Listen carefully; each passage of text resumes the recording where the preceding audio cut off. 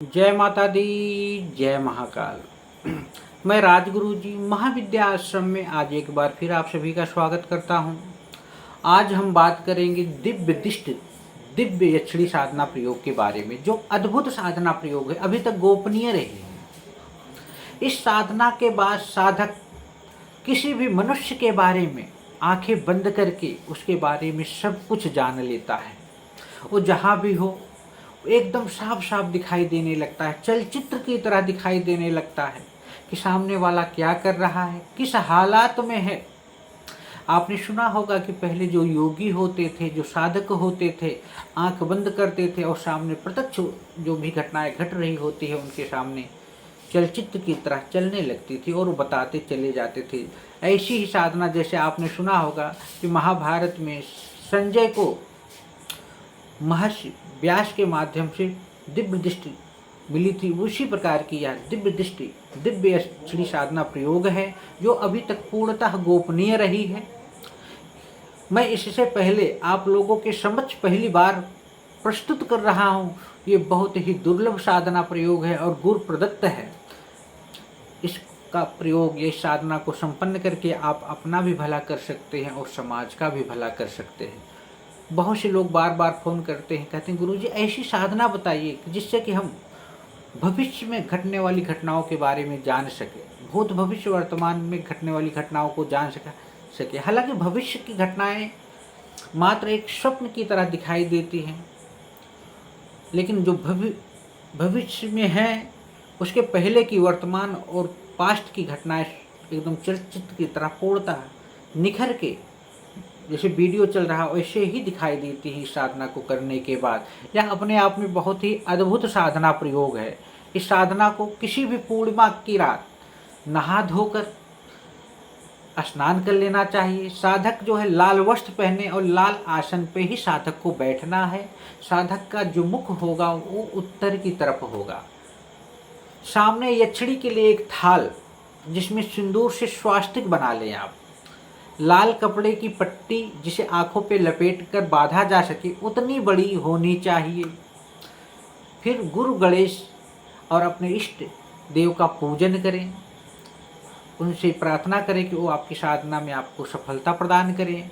माता दुर्गा की पूजा दें, शिव पार्वती की पूजा दें, सभी से साधना में सफलता प्राप्त करने के लिए आशीर्वाद मांगे कि आप हमारी साधना में सफलता प्रदान करें। और इसी तरह आप लोग हमारे इस महाविद्या आश्रम चैनल को लाइक और शेयर सब्सक्राइब भी करें।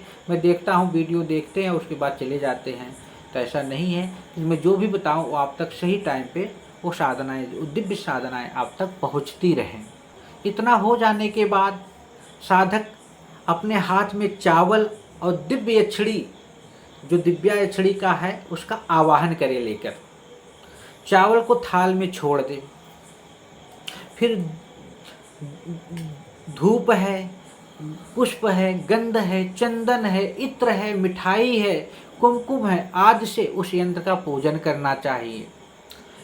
यक्षिणी का जो देवी रूप में अवतार है या स्वरूप है, उसको साधक को आवाहन करना चाहिए।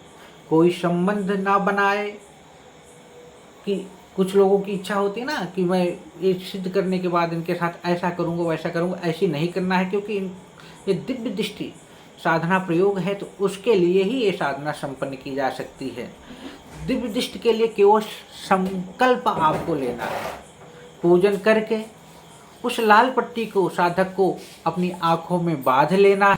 लाल पट्टी को बांध लेने के बाद साधक एक माला गुरु मंत्र का जाप करे। उसके बाद 21 माला स्फटिक की माला से जो दिव्य दृष्टि दिव्या यक्षिणी जो है उसके मंत्र का जाप करना है।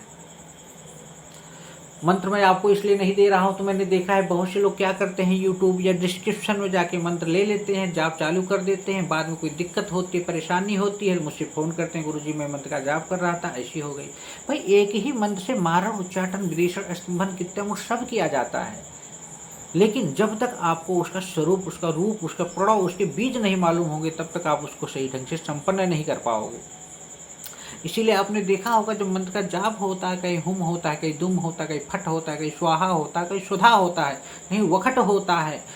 इसलिए जब भी आप कोई साधना करें तो अपने आसपास किसी योग विद्वान या मार्गदर्शन में संपन्न करें। यंत्रमाला गुटका के साथ संपन्न करें जो प्राण प्रतिष्ठित हो। आप हमसे भी संपर्क कर सकते हैं, अपने आसपास किसी योग विद्वान से भी संपर्क कर सकते हैं।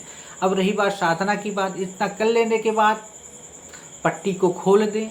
जाप के बाद क्षमा याचना करें। ऐसा लगातार 15 दिन करना है। 15वें दिन जो अमावस्या का जाप होगा, जाप अमावस्या के दिन आपको क्या करना है, जाप करके उस पट्टी को बांध लें और फिर खोलना नहीं है। लगातार 3 दिन तक कोशिश करें कि रहने दें।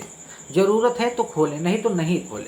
साधना के बीच में ही आपको कोई रोशनी सी, एक चमक सी साफ साफ चित्त के रूप में दिखाई देने लगेगा। ऐसा होने पर यह साधना सिद्ध हो जाती है। इसमें क्या होता है, यक्षिणी का दर्शन भी हो सकता है। वो आपके अपने स्वरूप में आपके सर पे हाथ रखकर दिव्य दृष्टि आपका खोल देंगी।